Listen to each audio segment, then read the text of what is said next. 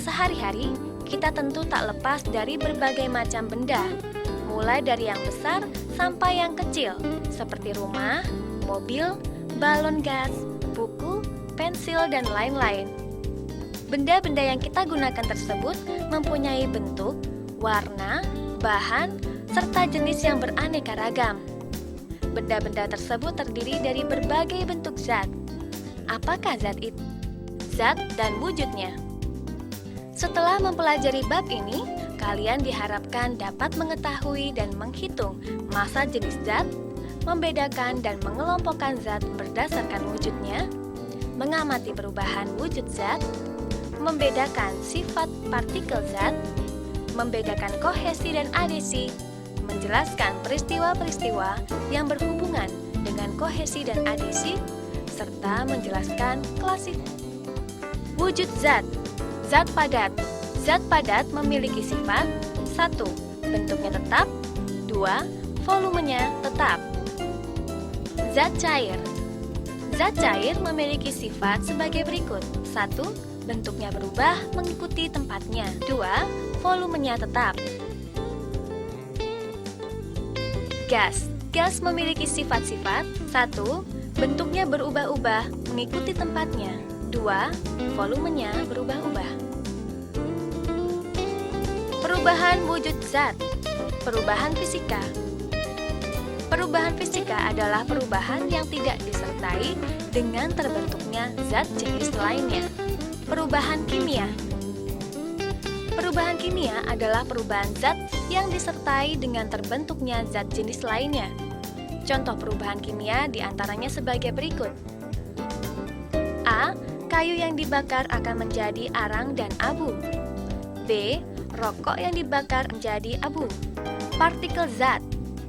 Partikel zat padat. Sifat-sifat partikel zat padat yaitu 1. Letak partikelnya sangat berdekatan dan memiliki susunan yang teratur. 2. Gaya tarik-menarik antar partikel sangat kuat. 3. Gerak partikel-partikelnya tidak bebas, hanya bergetar pada tempatnya. Partikel zat cair. Sifat-sifat partikel zat cair adalah A. Letak partikelnya berdekatan tetapi tidak teratur. B. Gaya tarik-menarik partikel lemah. C. Partikel-partikelnya dapat bergeser atau bergerak. Partikel gas.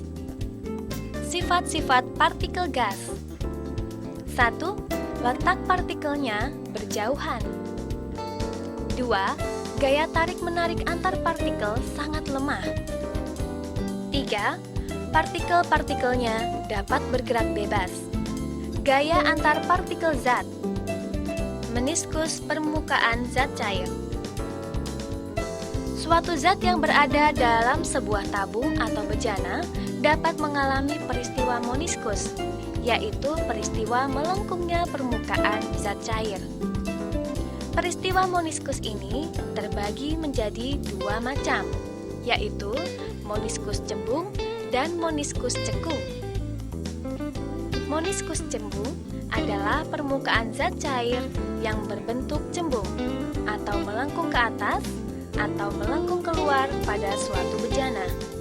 Meniskus cekung adalah permukaan zat cair yang berbentuk cekung, atau melengkung ke bawah, atau melengkung ke dalam pada suatu bejana. A. Bila kohesi lebih besar dari adhesi. 1. Zat tersebut tidak membasahi dinding wadahnya.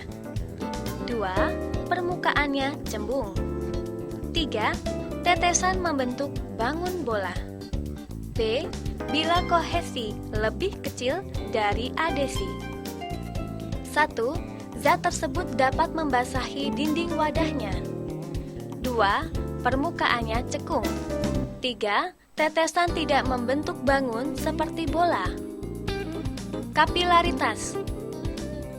Kapilaritas adalah peristiwa di mana permukaan zat cair naik, turun, atau berubah bentuk ketika bersentuhan dengan zat padat, terutama dalam pipa kapiler. Tegangan permukaan. Pada permukaan air, terdapat gaya tarik-menarik antara partikel-partikel air atau kohesi yang mengakibatkan pada permukaan air seolah-olah terdapat selaput atau lapisan yang tegang, sehingga dapat menahan benda.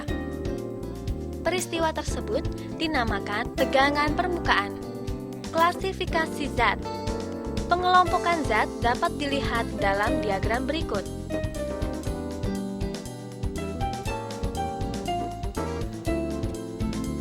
Unsur. Unsur adalah zat tunggal yang tidak dapat diuraikan lagi menjadi zat lain dengan reaksi kimia biasa. Contoh, H2O2. Senyawa. Senyawa adalah zat tunggal yang tersusun dari beberapa unsur melalui reaksi kimia dengan perbandingan massa yang tetap. Contoh, H2O, CO2, C12, H12, O11.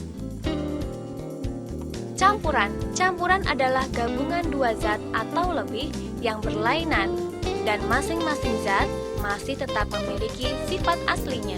Contoh, campuran teh dengan air.